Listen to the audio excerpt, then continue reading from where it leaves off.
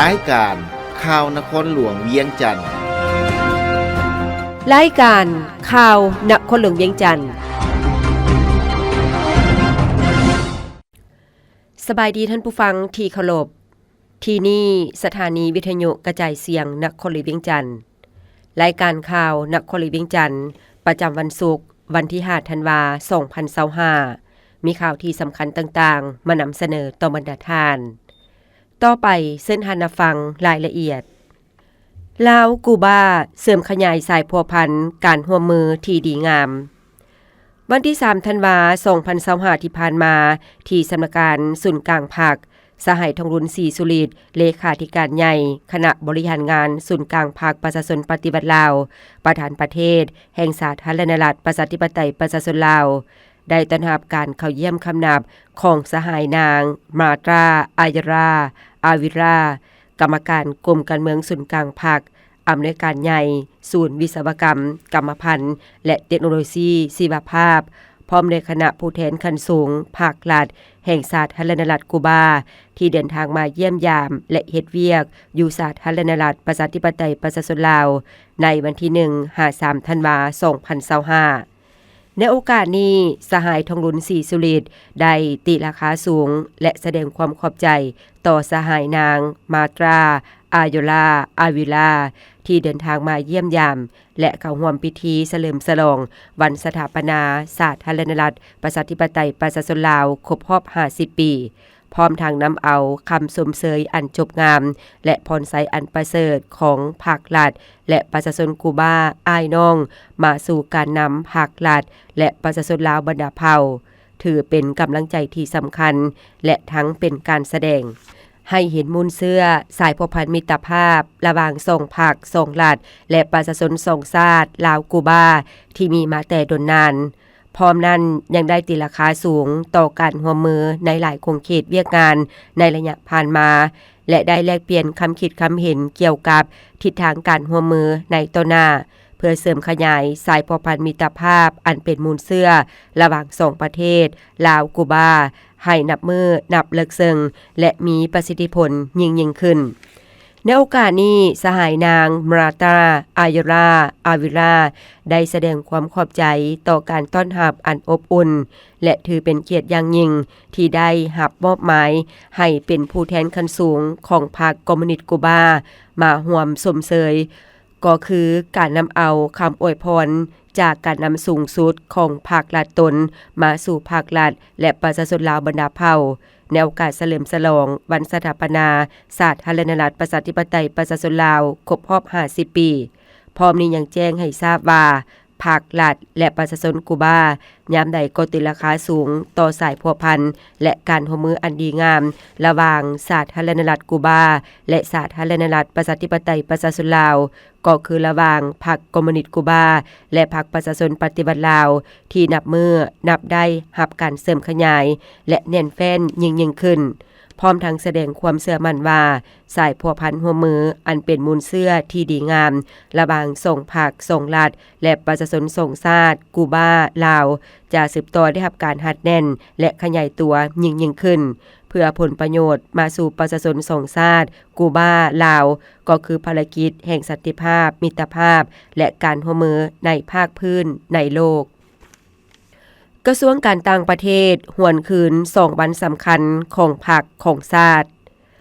วันที่4ธันวาคม2025กระทรวงการต่างประเทศจัดปาฐกถาวันสถาปนาสาธารณรัฐประชาธิปไตยประชาชนลาวครบรอบ50 ปีและวันเกิดประธานไก่สอนพรหมิหารครบรอบ105 ปีให้เกียรติเผยแพร่โดยสหายทองสวรรค์พรหมิหารกรรมการศูนย์กลางภาคเลขาคณะบริหารงานภาคกระทรวงรัฐมนตรีกระทรวงการต่างประเทศมีบรรดาคณะภาคคณะนำคณะหน่วยภาคคณะกรมคณะแผนกและพนักงานราชการของกระทรวงการต่างประเทศเข้าร่วมโอกาสนี้สหายทองสวรรค์พรหมิหารได้ยกให้เห็นมูลเสื้อการต่อสู้อันองอาจกล้าหาญของบรรพบุรุษลาวที่ละอิดละเอี้ยวยืดเยื้อยาวนานมาหลายร้อยปีสืบทอดกันมาจนก้าวมาถึง ระยะแห่งการนำพาต่อสู่ของภาคประชาชนปฏิวัติลาวกองทัพและประชาชนลาวบรรดาเผ่าได้สืบต่อมูลเสื้ออันองอาจกล้าหาญต่อสู้ต้านกับการหุกคานและครอบครองของจักรพรรดิลาวเมืองขึ้นแบบเก่าและใหม่จนสามารถปลดปล่อยประเทศชาติได้อย่างสมบูรณ์และประกาศสถาปนาสาธารณรัฐประชาธิปไตยประชาชนลาวขึ้นอย่างสง่าผ่าเผยในวันที่2ธันวาคม1975จนก้าวมาถึงระยะปกปักรักษาและสร้างสาพัฒนาประเทศชาติพร้อมทั้งยกให้เห็นถึงผลงานในด้านต่างๆตลอดระยะ50ปีผ่านมาภายใต้การนำพาอันสลาดทรงใสของพรรคประชาชนปฏิวัติลาวสหายท้องสวรรค์พรหมวิหารยังได้ยกให้เห็นชีวิตและบทบาทการนำพาการปฏิบัติของประธานไกรสอนพรหมวิหารวีรบุรุษผู้กำคันธงนำหน้าในภารกิจการปฏิวัติชาติประชาธิปไตยเฮ็ดสำเร็จภารกรรมประวัติศาสตร์และปลดปล่อยชาติอย่างสง่าผ่าเผยในปี 1975 สหายได้ยกให้เห็นแนวคิดคุณสมบัติศีลธรรมปฏิบัติและแบบแผนการดำรงชีวิตของประธานไกรสอนพรหมวิหารที่ติดพันสนิทแน่นกับขบวนต่อสู้และไสยชนะของการปฏิบัติของสาธารณรัฐประชาธิปไตยประชาชนลาวและกลายเป็นทวนไฟเยืองทางให้แก่การปฏิบัติทุกยุคทุกสมัยพร้อมนี้สหายทองสวรรค์พรหมวิหารยังเกี่ยวข้องมายังคณะภาคคณะนำคณะกรมสมาชิกภาคพนักงานทั้งหมดของกระทรวงการต่างประเทศ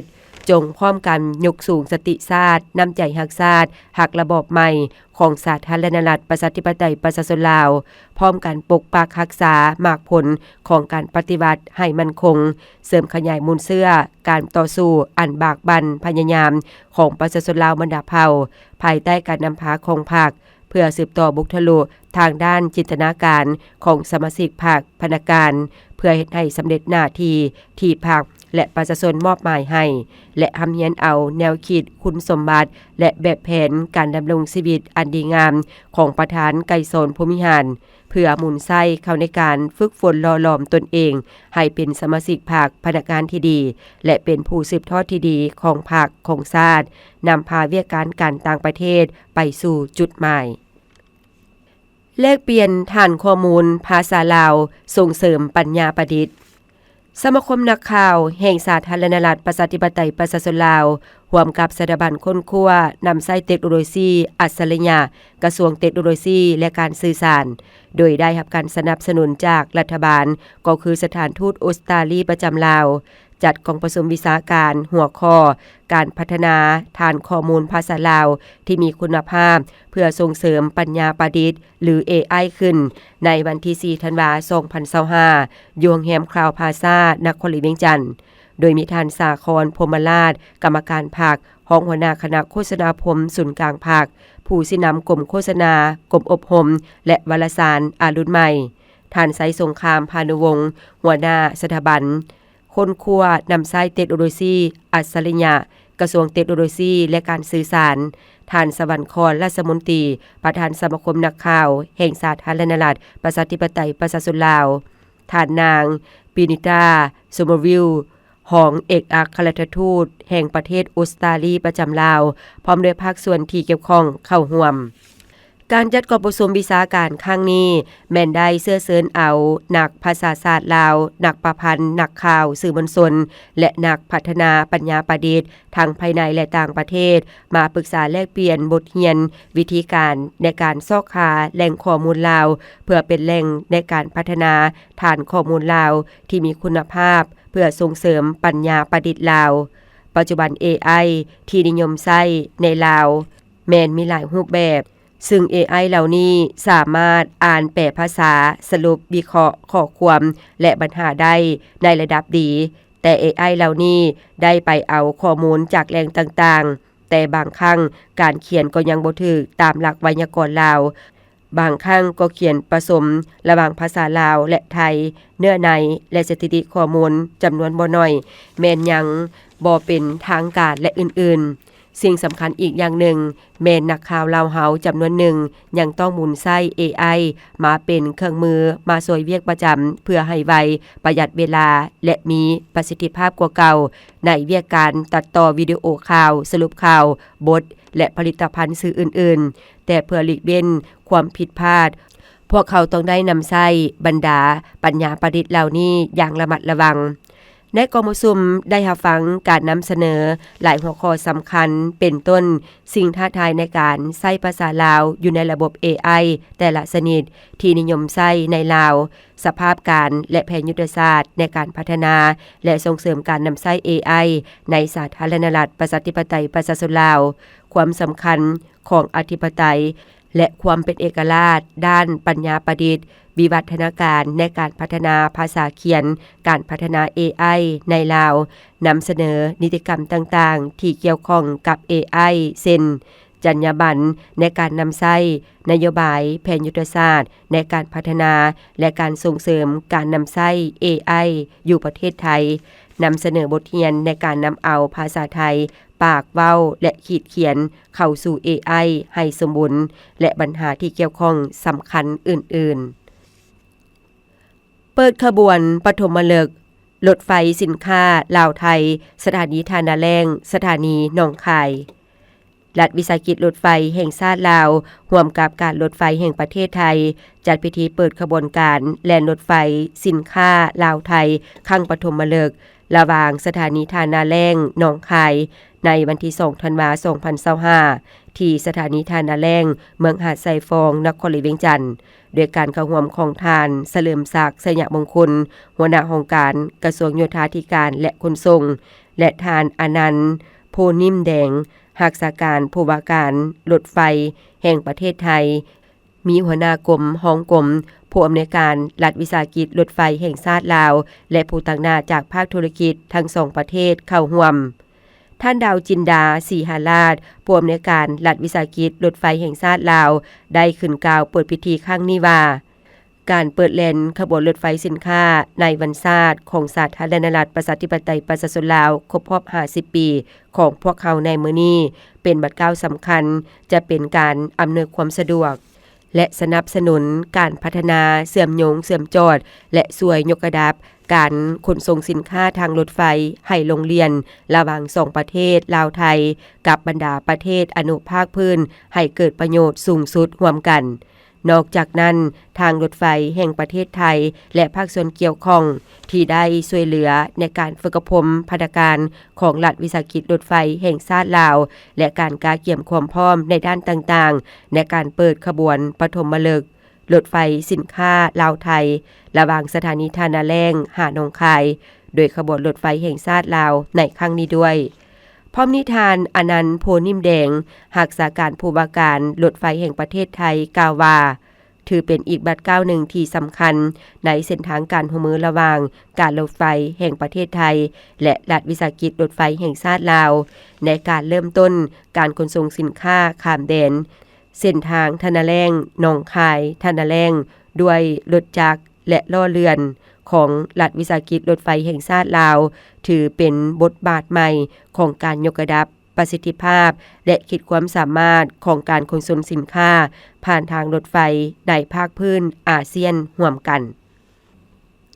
ทัศนศึกษาหอพิพิธภัณฑ์ไก่สนภูมิหารโอกาสฉลองวันประวัติศาสตร์คณะโฆษณาพรมนครหลวงเวียงจันทน์นำโดยทานภูธรแก้วดวงมณีหัวหน้าคณะโฆษณาพรมนครหลวงเวียงจันทน์พร้อมด้วยคณะแผนกการหัวหน้าคณะโฆษณาพรมเมืองเข้าร่วมวางกระตาดอกไม้อยู่หอพิพิธภัณฑ์ประธานไก่สนภูมิหารในวันที่4ธันวาคม2025เนื่องในโอกาสเฉลิมฉลอง2วันประวัติศาสตร์ก็คือวันสถาปนาสาธารณรัฐประชาธิปไตยประชาชนลาวครบรอบ50ปี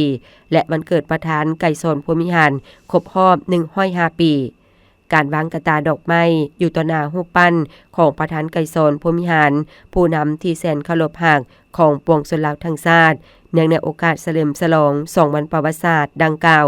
ก็เพื่อทบทวนคืนมูลเสื้อและภารกิจต่อสู้ปลดปล่อยชาติในเมื่อก่อนก็คือผลสำเร็จในภารกิจปกปักรักษาและสร้างสรรค์พัฒนาประเทศชาติภายใต้การนำพาชี้นำของพรรค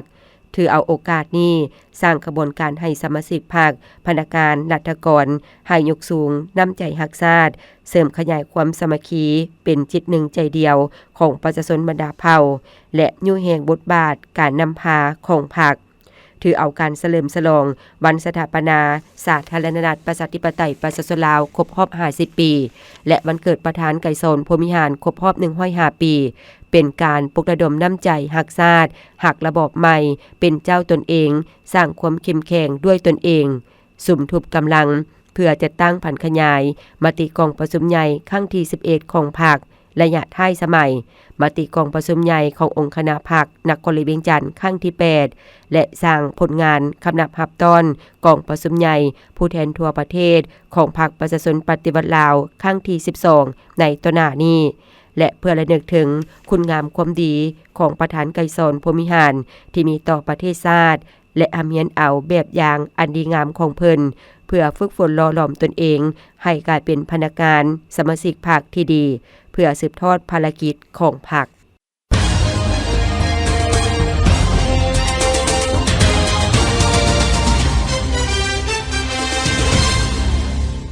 ต่อไปเส้นทางรับฟังข่าวต่างประเทศนักวิทยาศาสตร์เวียดนามได้รับทุนการศึกษาของยูเนสโกในวันที่2ธันวาคมที่ผ่านมานักวิทยาศาสตร์หญิงดีเด่น3ท่านของเวียดนามรวมมีท่านนางโตทิมายเหือง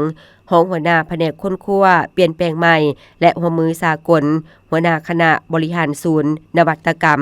และประกอบการมหาวิทยาลัยวิทยาศาสตร์เทคโนโลยีฮานอยท่านนางฟามกิมงอกหัวหน้าแผนกวัสดุนาโนและฟิล์มบางภาควิชาวิทยาศาสตร์และเทคโนโลยีวัสดุมหาวิทยาลัยวิทยาศาสตร์ธรรมศาสตร์สังกัดมหาวิทยาลัยแห่งชาตินครโฮจิมินห์และท่านนางลิงเล่นักค้นคว้าหลังปริญญาเอกมหาวิทยาลัยสแตนฟอร์ดสหรัฐอเมริกาด้วยบรรดาผลงานการค้นคว้าที่ช่วยแก้ไขสิ่งท้าทายของมวลมนุษย์เกี่ยวกับการเปลี่ยนแปลงดินฟ้าอากาศปัญญาประดิษฐ์และความมั่นคงด้านพลังงานได้รับทุนศึกษาจากยูเนสโกเพื่อการพัฒนาแม่หญิงในแขนงวิทยาศาสตร์ปี 2025ท่านางโตทิเมเหืองแสดงความรู้สึกในพิธีรับทุนการศึกษาที่ดำเนินในวันที่1ธันวาคมที่ผ่านมาที่นครหลวงฮานอยว่ารางวัลเป็นการระดมกำลังใจอย่างทันการและพวกข้าพเจ้ามีความตื้นตันใจที่สุดเมื่อได้รับทุนการศึกษา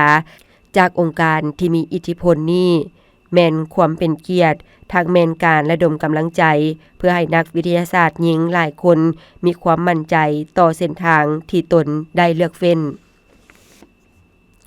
ปริมาณการจัดส่งด่วนประจำปีของจีนบรรลุหลายกว่า180ตื้อหน่วยวันที่1ธันวาคมที่ผ่านมานักข่าวได้รับข้อมูลจากกรมไปรษณีย์แห่งชาติจีนว่ากรมไปรษณีย์แห่งชาติได้ติดตามประเมินตัวเลขแสดงให้เห็นว่านับมาฮอดวันที่30พฤศจิกายน2025ปริมาณการจัดส่งด่วนประจำปีของจีนบรรลุหลายกว่า180ตื้อหน่วยเป็นครั้งทำอิฐข่าวระบุว่าผู้รับผิดชอบเกี่ยวข้องของกรมไปรษณีย์แห่งชาติจีนกล่าวว่า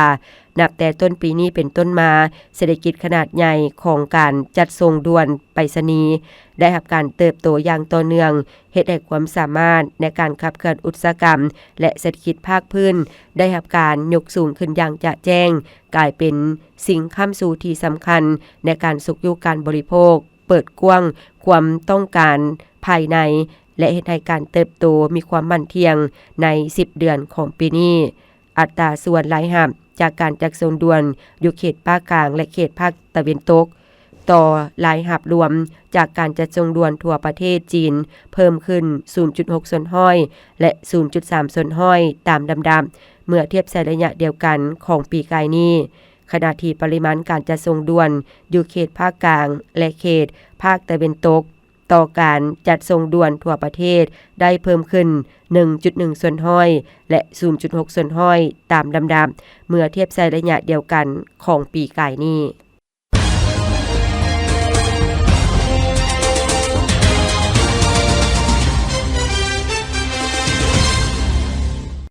ข่าวพยากรณ์อากาศประจำวันที่5ธันวาคม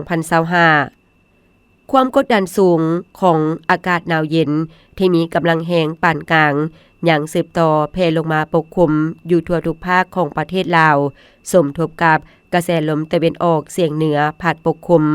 ซึ่งจะเฮ็ดให้อากาศยังสืบต่อเย็นหาหนาวเย็นพอมีหมอกบางปกคลุมอยู่ทั่วไปในตอนเช้าอยู่แต่ละภาคและหมอกหนาปกคลุมอยู่บางท้องถิ่นแขวงภาคเหนือและเขตภูเพียงบริเวณและจะมีฝนตกในระดับคอยพร้อมลมพัดแรงอยู่บางท้องถิ่นแขวงภาคใต้พยากรณ์อากาศในเวลา 7 โมงของวันที่5ธันวาหาเวลา 2 โมงของวันที่6ธันวา2025ภาคเหนือด้านตะวันออกอากาศยังหนาวเย็นหลายพอมีหมอกหนาปกคลุมอยู่ทั่วไปและจะมีลมพัดแรงเป็นบางโอกาสอยู่บางท้องถิ่นอุณหภูมิในระหว่าง 8-25 องศาภาคเหนือด้านตะวันตกอากาศหนาวเย็นพอมีหมอกหนาปกคลุมอยู่ทั่วไปและจะมีลมพัดแรงอยู่บางโอกาสอยู่บางท้องถิ่นอุณหภูมิในระหว่าง 9-28 องศานครหลวงเวียงจันทน์อากาศหนาวเย็นในตอนเช้าพอมีหมอกบางปกคลุมอยู่ทั่วไปและจะมีลมพัดแรงเป็นบางโอกาสอยู่บางบริเวณอุณหภูมิในระหว่าง 18-31 องศาภาคกลางอากาศเย็นหาอากาศหนาวเย็นในตอนเช้าพอมีหมอกบางปกคลุมอยู่ทั่วไปและจะมีลมพัดแรงเป็นบางโอกาสอยู่บางท้องถิ่นอุณหภูมิในระหว่าง 18-32 องศาแขวงไสสมบุญอากาศหนาวเย็นพอมีหมอกหนาปกคลุมในตอนเช้าและจะมีลมพัดแรงเป็นบางโอกาสอุณหภูมิในระหว่าง 10-27 องศาภาคใต้อากาศเย็นหาหนาวเย็นในตอนเช้าพอมีหมอกบางปกคลุมอยู่ทั่วไปและจะมีฝนตกในระดับคอยพร้อมลมพัดแรงอยู่บางท้องถิ่นอุณหภูมิในระหว่าง 19-32 องศาสำหรับเขตภูเพียงบริเวณอากาศหนาวเย็นหลายพอมีหมอกหนาปกคลุมอยู่ทั่วไปจะมีลมพัดแรงเป็นบางโอกาสอุณหภูมิในระหว่าง 10-27 องศา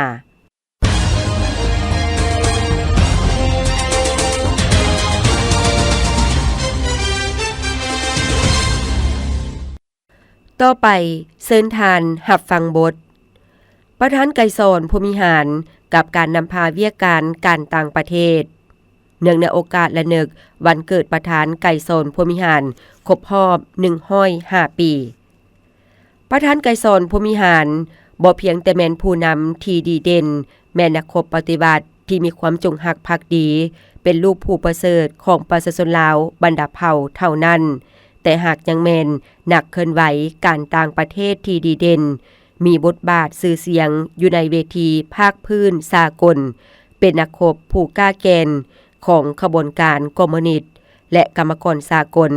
ขบวนการปลดปล่อยชาติและขบวนการสันติภาพโลกอีกด้วยประธานไกรสอนภูมิหารแม่นผู้นำที่ยึดมั่นยึดแนวทางการต่างประเทศสันติภาพเอกราชมิตรภาพและการร่วมมืออย่างเสมอต้นเสมอปลาย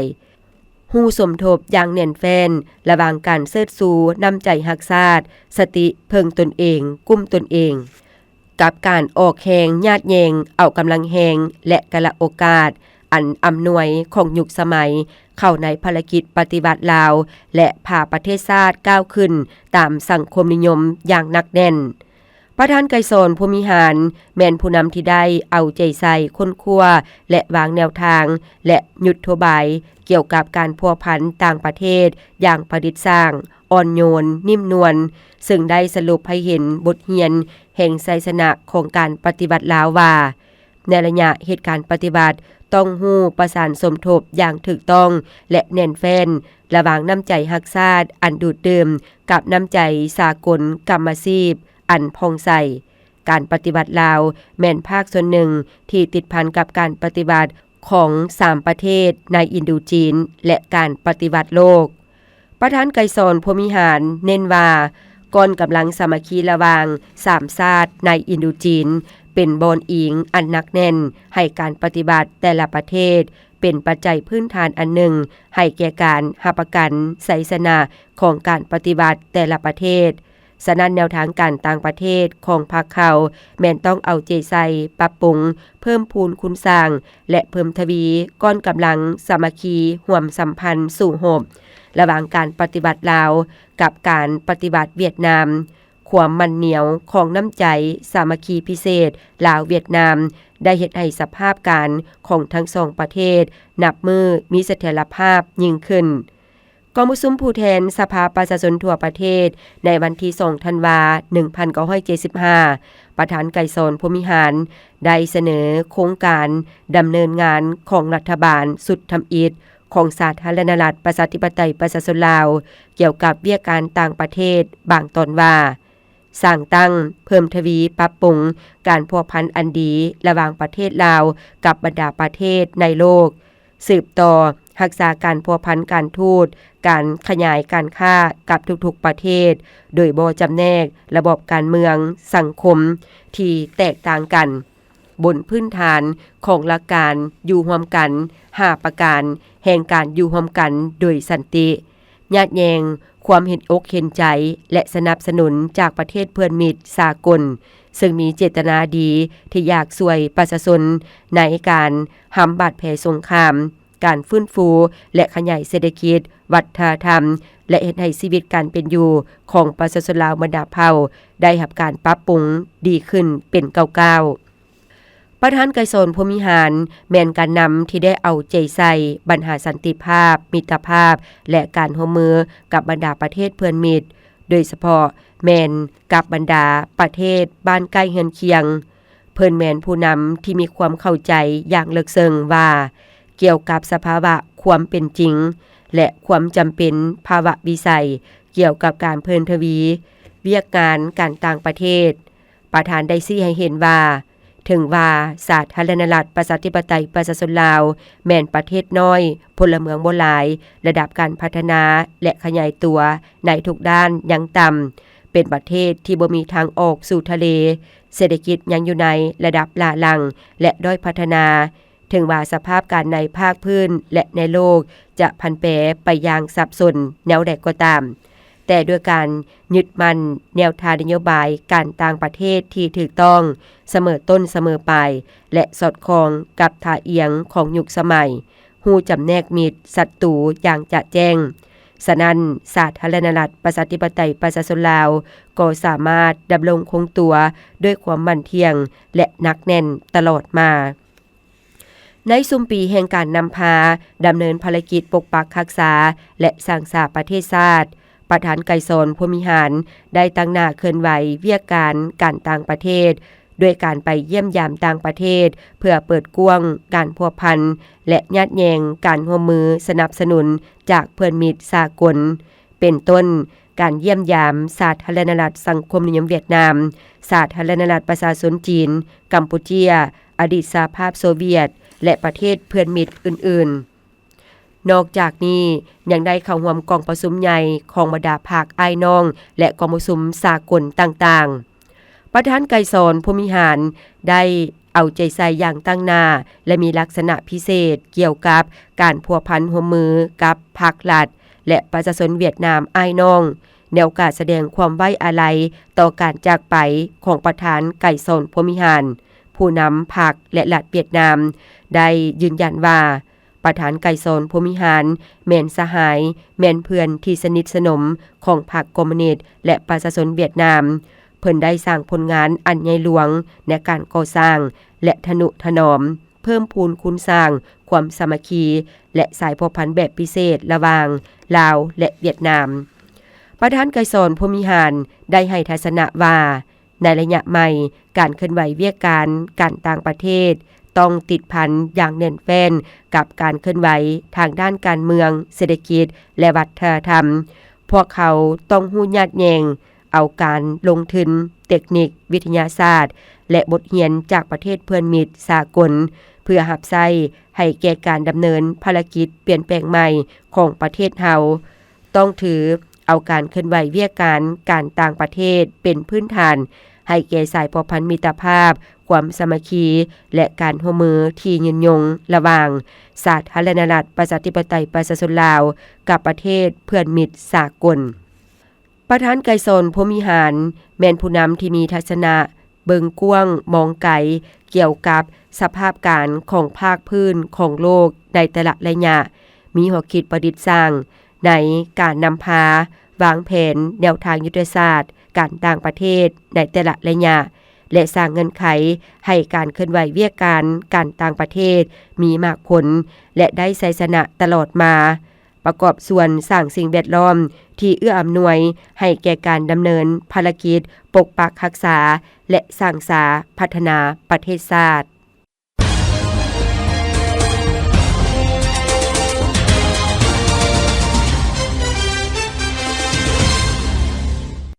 ที่ท่านฟังไปนั้นแมนบทประธานไกรสนพรหมิหารกับการนำพาเวียกการต่างประเทศเนื่องในโอกาสระลึกวันเกิดของประธานไกรสนพรหมิหารครบรอบ105 ปีท่านผู้ฟังที่เคารพรายการข่าวนครหลวงเวียงจันทน์สำหรับภาคนี้ได้เสี่ยงสุดลงเพียงเท่านี้เพชรสมรดวงวิไลอ่านสบายดี